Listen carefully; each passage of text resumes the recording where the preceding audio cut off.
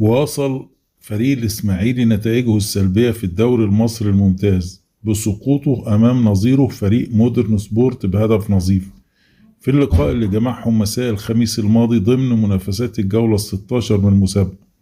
وسجل رشاد المتولي هدف اللقاء الوحيد في الدقيقة 53 بعد ما استقبل تمريرة داخل منطقة الجزاء، وسدد كرة سكنت يسار حارس الإسماعيلي مانحا فريقه 3 نقاط ثمينة.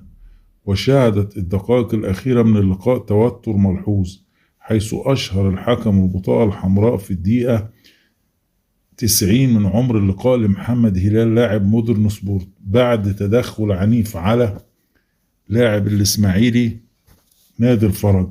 كما حملت المباراة الظهور الأول للمدرب طارق العشري على رأس القيادة الفنية للإسماعيلي خلفا للمدرب السابق ميلود حمدي الذي رحل عن الفريق بالتراضي عقب فسخ التعاقد. وبهذا الفوز رفع مودرن سبورت رصيده 20 نقطة في المركز التاسع بجدول الدوري، بينما تجمد رصيد الإسماعيلي عند النقطة 10 في المركز قبل الأخير.